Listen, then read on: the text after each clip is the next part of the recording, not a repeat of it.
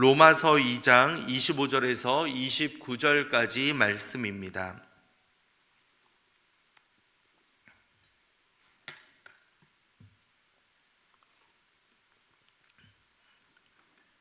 로마서 2장 25절에서 29절 말씀 교독하겠습니다. 내가 율법을 행하면 할례가 유익하나 만일 율법을 범하면 내 할례는 무할례가 되느니라. 즉 무할례가 율법의 규례를 지키면 그 무할례를 할례와 같이 여길 것이 아니냐. 또한 본래 무할례자가 율법을 온전히 지키면 율법 조문과 할례를 가지고 율법을 범하는 너를 정죄하지 아니하겠느냐. 표면적 유대인이 아니요 표면적 육신의 할례가 아니니라. 오직 이면적 유대인이 유대인이며 할례는 마음에 할지니 영에 있고 율법 조문에 있지 아니한 것이라. 그 칭찬이 사람에게서 아니요 다만 하나님에게서니라. 아멘. 혹시 성도님들 가운데 신앙생활을 할 때 이것을 의무감이나 혹은 부담감으로 여기며 살아가고 있는 분들이 있지는 않으십니까? 말씀을 지키는 일이 때로는 정말 하기 싫었던 숙제를 몰아서 하는 것처럼 느끼는 분들이 있지는 않으신지요? 마지못해 하는 순종도 때로는 우리를 온전한 신앙의 길로 이끌 수도 있겠지만 그것이 과연 하나님께서 원하시는 일일까? 우리는 오늘 말씀을 통해서 이를 점검해 볼 필요가 있습니다. 이렇게 하지 않으면 하나님이 기뻐하지 않으실 거야. 혹은 이렇게 해야지만 벌받지 않을 거야. 이러한 마음으로 혹시 우리가 순종에 대해서 억압하고 또한 신앙의 기쁨을 빼앗아 버린 그러한 모습이 있지는 않으십니까? 성경은 우리에게 예수 그리스도를 통해서 죄사함을 우리가 받았다라고 말씀하고 있습니다. 또한 성령의 능력으로 우리는 마음이 새롭게 되었다라고 분명히 알려주고 있죠. 이 내면의 변화는 우리를 율법의 의무감으로부터 해방시켜 줍니다. 마치 사랑하는 사람을 위해서는 우리가 어떠한 희생도 아끼지 않는 것처럼 말입니다. 변화된 우리의 마음은 하나님의 말씀을 자발적으로 지키도록 이끌어 줍니다. 그 열망으로 가득 차게 우리를 변화시켜 주는 것이 바로 하나님의 은혜입니다. 그렇기 때문에 내가 과연 무엇을 해야 될까? 또 무엇을 해야 될까? 이렇게 축제를 하는 것처럼 쫓기는 마음이 아니라 나는 이제 하나님의 기쁨이 되기 위해 어떻게 살아가야 할까? 스스로 질문하고 답하면서 신앙생활을 하는 것이 건강한 신앙이다라고 말할 수 있겠습니다. 변화된 삶 속에서 성령 하나님께 의지하며 나아갈 때 우리의 순종은 더 이상의 부담이 아니라 기쁨으로 다가올 수 있는 겁니다. 사도 바울은 이에 대해서 25절부터 27절까지는 이렇게 이야기했습니다. 할례가 백성의 표징으로서 물론 중요하겠지만 율법을 어길 경우에는 그것이 무슨 효력이 있겠는가라고 묻고 있는 겁니다. 그렇기에 할례를 받지 않은 이방인과 다를 바가 없어진다라고 말하고 있죠. 오히려 할례를 받지 않았더라도 이방인들이 율법에 순종하면 하나님께서는 그들을 할례 받은 자로 인정하실 수도 있다라고 말하고 있는 겁니다. 이처럼 외적으로 보여지는 표식보다는 오히려 내적인 순종에 대해서 사도 바울은 강조하고 있었습니다.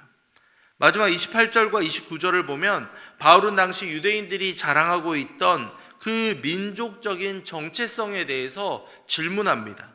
할례를 참된 유대인의 표지로 본 것이 아니라 그 자발적인 순종에 대해서 강조를 하고 있었죠. 유대인들이 자부하고 있던 것은 무엇입니까? 아브라함의 혈통이다. 그리고 모세의 율법을 근거로 자신들은 하나님의 특별한 백성이라는 선민의식에 남아있는 이들이 많이 있었던 겁니다. 그렇기 때문에 바울은 그 근본적인 생각을 뒤집어 놓습니다. 참된 유대인이라는 것은 육체적인 혈통이나 외적인 표식으로 규정되는 것이 아니다라고 말하고 있는 것이죠. 오히려 내적인 실제, 즉 마음에서 새겨지는 그 할례가 더 중요하다라고 말하고 있습니다. 마음의 할례라는 것은 단순히 도덕적인 결단이라든가 자기 수행을 말하는 것이 아닙니다. 성령의 능력으로 말미암아 아까도 말씀드렸듯이 내적인 변화가 일어나는 것을 강조하는 겁니다. 인간의 노력으로는 이룰 수 없는 새로운 피조물로서의 그 삶이 우리 가운데 성령의 역사하심으로 가능하게 됐다라고 바울은 이야기하고 있습니다. 그렇기 때문에 진정한 유대인이라면 사람에게 보이는 종교적인 외형이나 칭찬에 의존하는 것이 아니라 마지막 절에서는 무엇을 강조합니까? 하나님께로부터 오는 인정에 주목해야 한다라고 말하고 있는 겁니다. 그렇게 우리는 이 말씀을 통해서 오늘 기도할 바를 발견할 수 있습니다. 첫 번째로는 우리는 매 순간순간마다 성령의 도우심을 구해야만 합니다. 이 마지막 29절을 다시 한번 볼까요? 함께 읽겠습니다. 오직 이면적 유대인이 유대인이며 할례는 마음에 할지니 영에 있고 율법 조문에 있지 아니한 것이라 그 칭찬이 사람에게서가 아니요 다만 하나님에게서니라. 아멘. 율법의 조문을 따라 받는 할례가 아니라 무엇을 강조합니까? 성령으로 마음에 받는 할례가 진짜 할례다, 참된 할례다라고 말하고 있습니다. 우리의 육신에 아무리 형식으로 그것을 다 채운다 하더라도 마음 가운데 하나님을 진짜 순종하지 않으면 그 모든 것이 진정한 의미를 잃어버린다라고 말하고 있는 겁니다. 율법에 순종하는 것은 결코 우리의 힘으로 할 수 있는 것이 아니다라는 것을 다시 한번 말하고 있죠. 성령 하나님의 도우심이 우리의 삶 가운데 임하여야 한다라고 알려주고 있습니다. 이 사실을 기억할 때 말씀에 순종하기 위해서 우리는 성령 하나님의 도우심을 매 순간 구해야 하는구나라는 것을 다시 한번 깨달을 수 있습니다. 말씀이 우리 가운데 역사하시며 이 말씀을 통하여서 우리 가운데 자발적인 변화가 일어날 수 있도록 기도하는 우리가 되어야 하겠습니다. 마지막으로 하나님의 인정을 통해서 기뻐하는 우리가 되어야 하겠습니다. 종교적인 행위에 휩싸여 있는 사람들은 어떠하겠습니까? 사람에게 보이는 것에 사람이 어떻게 볼까, 나를 어떻게 평가할까, 여기에 함몰되어 있는 이들입니다. 할례와 같이 가식적으로 드러나는 사람들에게 인정받기 위해서 계속해서 목말라하며 그것을 쫓아 살아갑니다. 그런데 바울은 무엇이 중요하다 이야기합니까?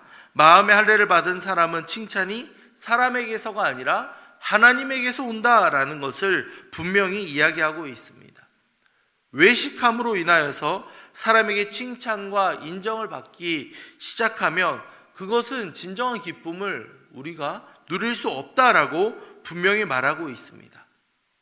우리 모두의 마음으로부터 우러나오는 순종으로 말미암아 하나님께 인정을 받아야만 합니다.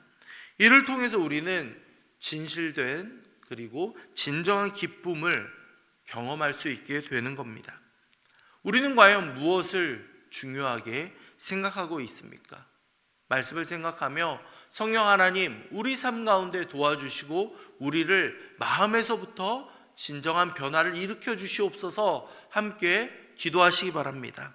이어서 혹시라도 내가 주변 사람들에게 인정받고 형식에 치우쳐서 살아갔던 모습들이 있다면 이 시간 회개하시기 바랍니다. 하나님, 보이는 것이 아니라 진정한 마음에서부터 움직여지는 변화, 특별히 하나님께 인정받는 그러한 모습으로 살아갈 수 있도록 우리를 변화시켜 주시옵소서 말씀을 생각하며 함께 기도하도록 하겠습니다. 이어서 교회와 담임 목사님을 위해서도 함께 기도하겠습니다. 교회를 위해서 함께 기도할 때 돌아오는 주일 추수감사주일로 보냅니다. 한 해 동안 베풀어 주신 하나님의 은혜에 감사하며 주님, 남은 올해도 하나님의 은혜 가운데 무사히 잘 마무리할 수 있도록 도와주시며 베풀어 주신 은혜에 감사할 수 있는 이번 한 주가 되도록 주님 역사해 주시옵소서. 함께 기도하겠습니다. 이번 주 날씨가 많이 추워집니다. 연로하신 어르신들과 환우들의 건강을 주님께서 지켜보아여 주시옵소서. 함께 기도하도록 하겠습니다. 마지막으로 우리 담임 목사님을 위해 기도할 때 우리 목사님 날마다 간절하게 붙잡아 주시며 성령 충만함을 매 순간 더하여 주시옵소서. 그 성령 충만함이 우리 모든 성도들에게도 전해질 수 있도록 아버지 역사해 주시옵소서. 함께 기도하신 이후에 각자 가지고 오신 기도 제목으로 기도하고 돌아가겠습니다. 기도하겠습니다.